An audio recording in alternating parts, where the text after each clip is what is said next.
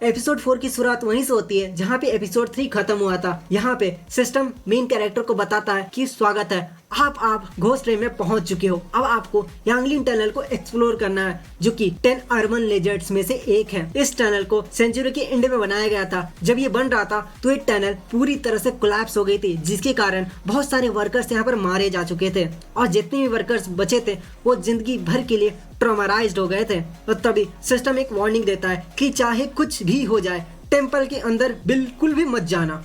हमारा main character tunnel को देखता है और सोचता है ये टनल तो यांगलिंग टनल है और ये घोस्टेड है। ऐसा कैसे हो सकता है? जब मैं अपने होम टाउन आ रहा था तो मैं तो इसी के रास्ते से आया था, लेकिन ये टनल वैसा नहीं दिख रहा जैसा पहले दिखता था। ये बड़ा ही पुराना दिखता है।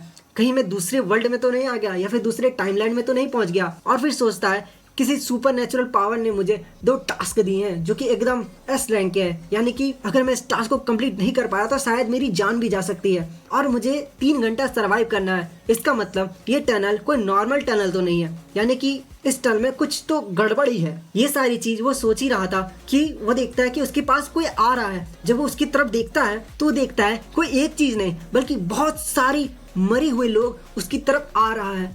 और ये देखकर हमारी मेन कैरेक्टर की फट के 64 हो जाती है और वो जल्दी से वहां से भागने लगता है। लेकिन भागते भागते वो देखता है कि यार बड़ा अजीब है, वो लोग मेरा पीछा ही नहीं कर रहे हैं, ऐसा क्यों है? तब वो आगे देखता है तो फिर उसे पता चलता है कि वो चारों तरफ से घिर चुका है।